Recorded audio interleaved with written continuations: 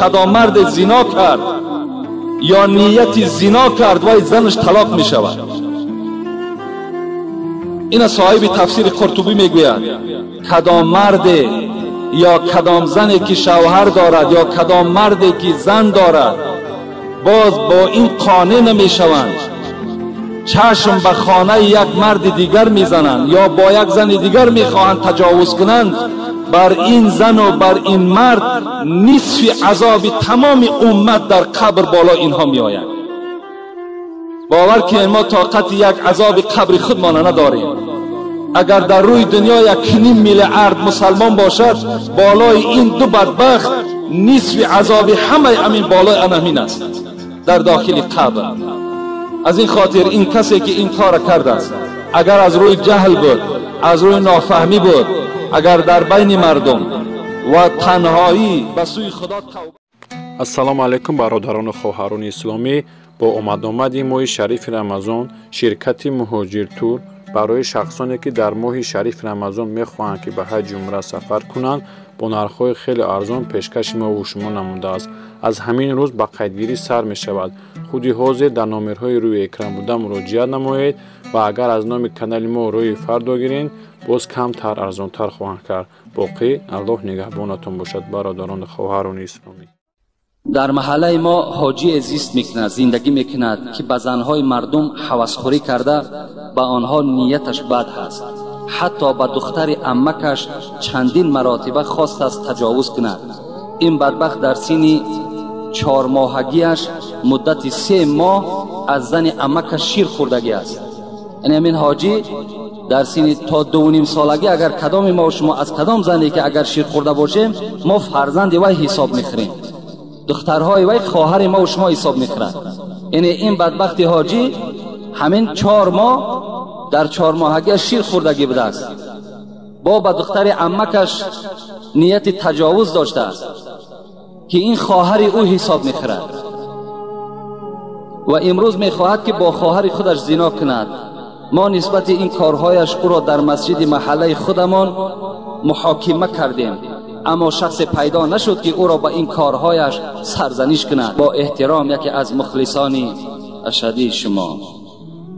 البته وقتی کلمه حاجی چه کلمه زیبایی هست، چه کلمه قیمتی هست که پیشینی های ما و شما برای این عنوان حاجیگی را گرفتند، چه زحمت ها داشتند، لیکن به این روزی خیلی و خیلی پر اجر و با این نیت خیلی نیک بیچاره ها میسر نشدند. لکن صد افسوس که امروز بعضی از افلاس ها رفته حج میکنند، باز آمده به این کارها وقتی که دست میزنند اینجا تمام حاجی ها بدنام میشوند. من بسیار دوست میدارم که کسی حج رود که به قدر حج میرسیدگی باشد، کسی حج رود که از تاریخ اسلام آگاه باشد. وقتی رفته خانه کعبه را بیند دل او ریشش پاره شود. پیغمبر خدا میگوید من زنا بامرأة كانت متزوجة كان عليها وعليه في القبر نصف عذاب هذه الامه. بسیار حدیث وعیدی سخت است.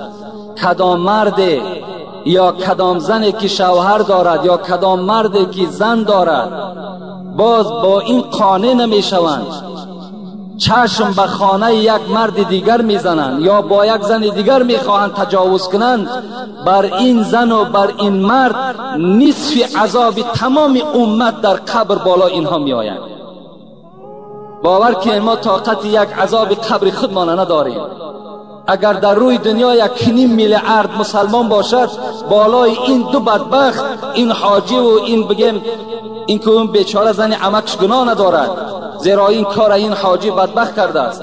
بالای همین حاجی نصف عذاب اگر 1.5 میلیارد تقسیم کنین شما، نصف عذاب همه همین بالای همین است در داخل قبر. اذا دنا الرجل خرج منه الایمان کان علیه کالظلة. پیغمبر گفت وقتی که کدام شما نیت زنا کردین یا میخواهین زنا کنین، همون زمان ایمان شما در بالای سر شما میبراید، در وجود شما دیگر ایمان نیست. لا یزنی زانی حین یزنی و هو مؤمن. این پیغمبر سوالش است. وقتی زیناکار زنا میکند وای در حالت زنا یا در نیت زنا وای باز مسلمان است؟ نه، مسلمان نیست. گفتم پیغمبر زناکار مسلمان نیست.